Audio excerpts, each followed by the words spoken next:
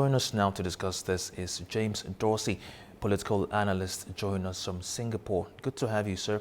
Now, what political and military objectives does Washington hope to achieve by targeting Iran's energy infrastructure? We're seeing a red line through this whole conflict, starting with the February 28th U.S.-Israeli assault on Iran and leading up till today. And that is the belief on the part of U.S. President Donald Trump that he can bomb Iran into submission. And by the same token, Iran believes that its resistance is capable of forcing Trump to concede. So what you have essentially is a battle of wills, a battle of who will blink first and who can sustain the greatest pain. So does threatening Iran's energy sector act as a calculated deterrent, or does it virtually guarantee regional escalation? It guarantees escalation, in my mind. What you would see in response by the Iranians is attacks on energy infrastructure, which we've already seen in the earlier phase of the war, of energy infrastructure in the Gulf states.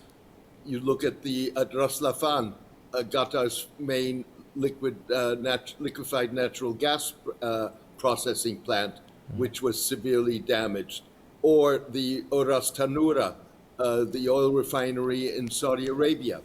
So I think that the other danger in all of this is that, as Trump has said, that he would expand the attacks on infrastructure not only to energy, but also, for example, to electricity grids and to bridges, and potentially to water installations. And that again would provoke an Iranian response with attacks on similar installations in the Gulf countries. Now, so if its economic lifelines are targeted, what realistic options, both militarily or diplomatically, does Tehran have left? Tehran basically is in the position in which all it has to do is impede shipping to deter shipping. In that sense, it's much easier for Iran to pursue its objectives than it is for the United States. For the United States to really take control of the Strait of Hormuz would presumably involve some form of troops on the ground, not something that Trump so far has wanted to do.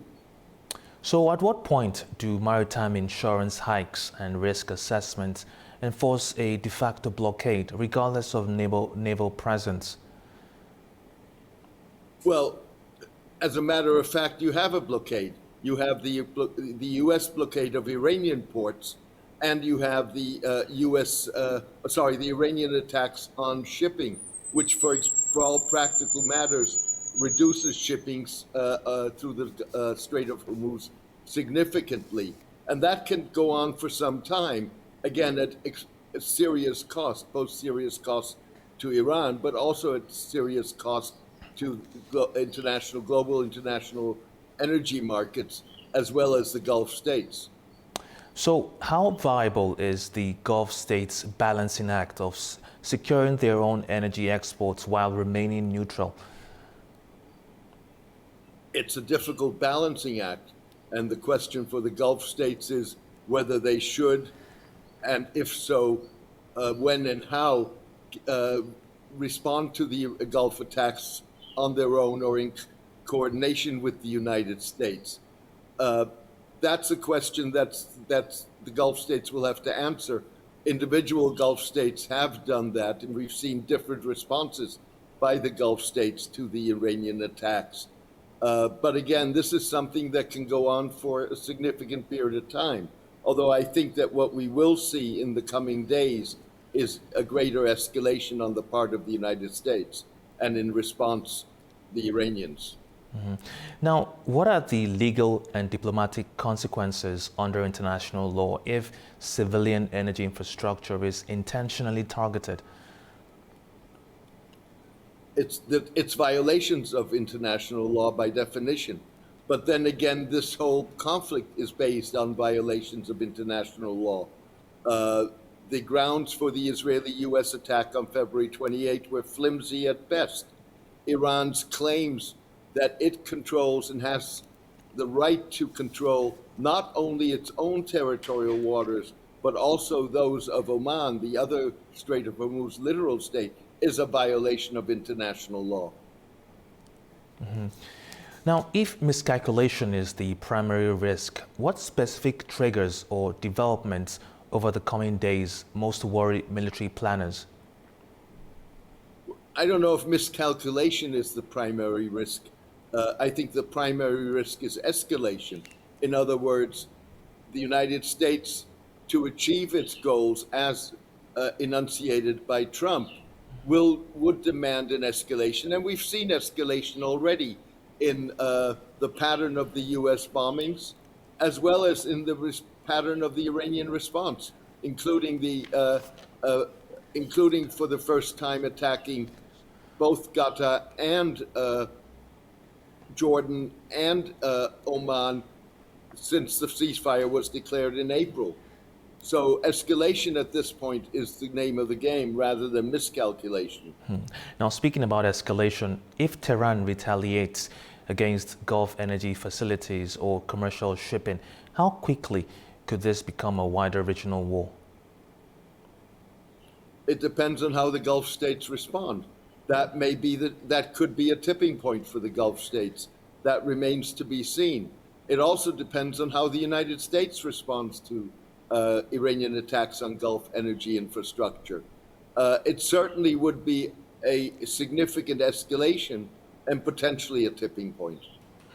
So that being said, which countries are best positioned to mediate now and do any meaningful leverage over both Washington and Tehran? I know that Pakistan already have started some groundwork, but aside Pakistan, which other countries could step in right now? Well, the Pakistanis have been the main negotiators, although more recently the Qataris have also played an important role. Oman plays a role in terms of its discussions with Iran over a future management structure for the Strait of Hormuz.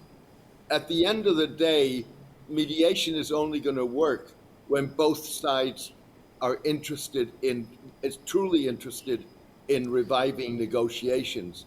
Now, having said that, neither the United States nor Iran wants a return to an all-out war, but they want negotiations and an agreement on their terms, which means that by definition, they're willing to run the risk of a return to an all-out war. Now, what would be the clearest early signs that both sides are moving toward de-escalation rather than preparing for another round of strikes? A rollback of military activity, which we're not seeing. We're seeing, on the contrary, we're seeing the opposite. You've seen the U.S. bombings over the last week escalate. You've seen the Iranian response in terms of attacks on Gulf states and Jordan escalate. And you now have the United States, Trump basically saying, next week we're going to escalate again. We're going to attack energy infrastructure, bridges, and other infrastructure. So at this point, we're on an escalation path. Now, what does success realistically look like for both sides? And does a credible diplomatic off-ramp still exist?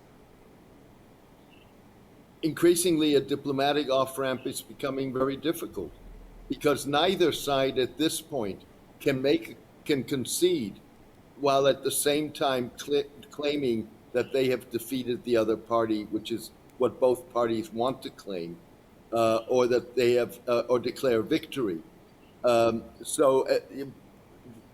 Trump is in a very difficult position. He needs to be able to show that his withdrawal from the 2015 international agreement that curbed Iran's nuclear program and his launching of the war were justified and that the results prove that. At this point, that's going to be very difficult for Trump. By the same token, as a matter of principle, survival for the Islamic Republic is already a success. Its ability to disrupt shipping in the Strait of Hormuz is a success. And of course, we don't know whether or not this is going to escalate further by involving not only the Strait of Hormuz, but also the Houthis in Yemen and Bab al-Mandab, the waterway that connects the Suez Canal and the Red Sea to the Arabian Sea and the Indian Ocean. That was James M. Dorsey, political analyst, joining us from Singapore. Thank you for your time, sir. Thank you for having me.